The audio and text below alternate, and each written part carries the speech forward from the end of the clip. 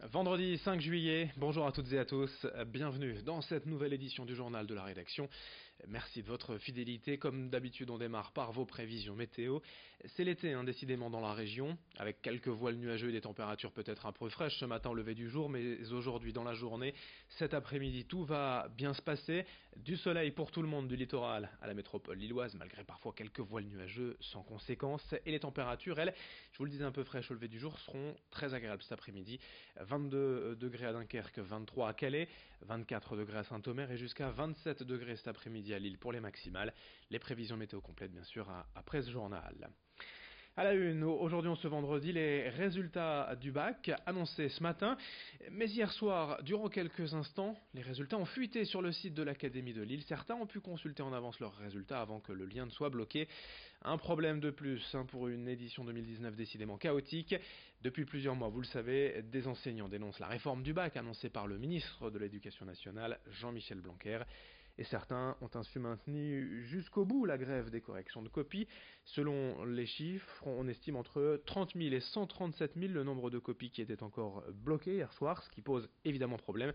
Pour rendre un résultat équitable au rectorat, il aurait donc été demandé au jury d'admission de prendre les livrets scolaires des élèves, les moyennes de l'année et d'arrondir au demi-point supérieur. Une démarche inéquitable, illégitime, voire illégale pour les enseignants qui ne fait que renforcer leur colère. On écoute Romain Génie du syndicat SNES-FSU, joint par téléphone. Moi, dans mon jury, on a refusé, tout simplement. On n'a pas délibéré. Voilà. On a refusé. Parce qu'il y a une rupture d'égalité profonde, puisque ça voudrait dire que dans notre jury, les élèves n'ayant pas eu de notes, de copie, ils auront droit à avoir la meilleure des deux notes entre celle de l'année et celle de l'examen. D'accord ? On garde la meilleure. Donc ça veut dire que si un élève a une mauvaise note à l'examen, mais une bonne note dans l'année, on garde la note de l'année. Ça, c'est dans mon jury. Mais dans les autres jurys où il y avait les notes d'examen de philo, eh bien, les élèves concernés, eux, ils n'ont que leurs notes d'examen, même s'ils avaient une meilleure note pendant l'année. Donc là, on a des élèves qui ne seront donc pas traités de la même manière. Voilà. Ça, pour moi, c'est vraiment fondamental et c'est ce qui a fait hurler tout le monde ce matin, quelle que soit la suite des événements.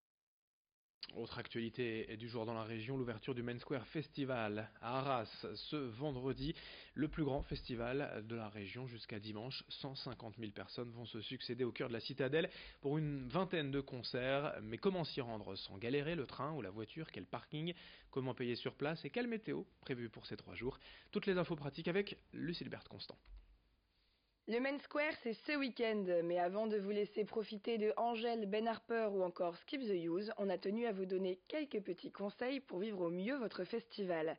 Alors pour y aller, d'abord la SNCF a mis en place des tarifications spéciales en TER, soit des billets à prix cassé entre 2 et 20 euros en fonction de la distance kilométrique, soit un passe 3 jours à 19 euros avec 3 allers-retours en destination de Arras. Alors, sur place, depuis 2016, l'achat de boissons de nourriture se fait de façon dématérialisée à l'aide d'un bracelet que vous rechargez via votre carte bancaire. Avant de partir, pensez à créer votre compte sur le site internet du festival. Si vous ne l'avez oublié, pas de souci, vous pouvez tout de même le faire sur le lieu du festival. Alors, s'il vous reste de l'argent sur votre bracelet à la fin de ces 3 jours, évidemment, vous pourrez vous faire rembourser. Sur place, vous pourrez aussi payer via votre smartphone, via une application sécurisée et gratuite. En tout cas, aucune monnaie ni liquide ne seront acceptées sur le site du festival pendant ces 3 jours. Au village du camping, vous trouverez des casiers, des mobile lockers. Ces casiers sécurisés sont aussi des points de rechargement pour tous vos appareils électroniques, accessibles H24. N'oubliez pas vos câbles de recharge.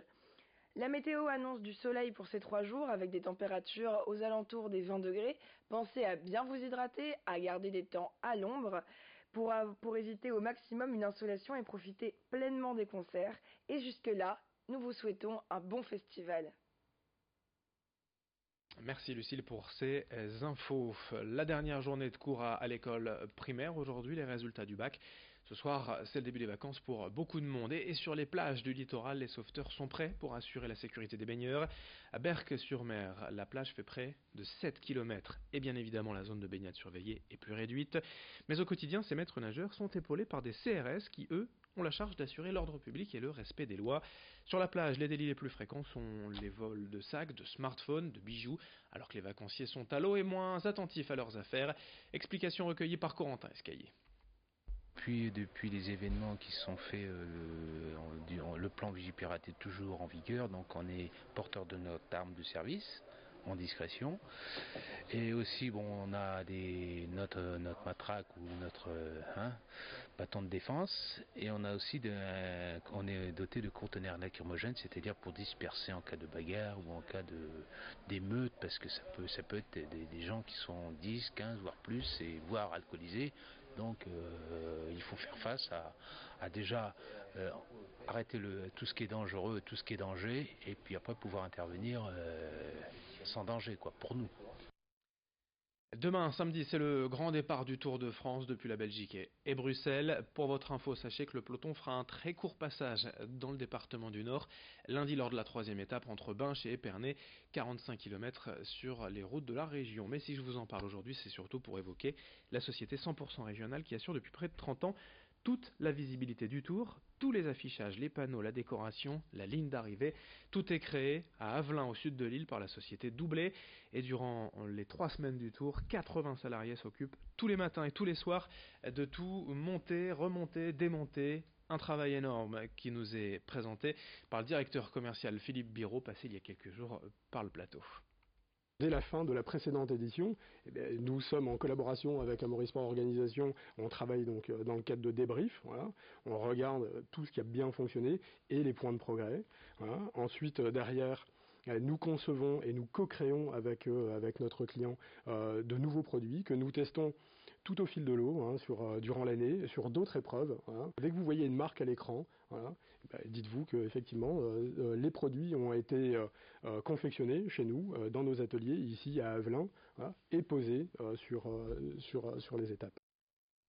Fin de cette édition, vendredi 5 juillet, dans un instant vos prévisions météo, puis d'autres infos à suivre dès le prochain quart d'heure. On reste ensemble pour suivre l'actualité. Merci de votre fidélité.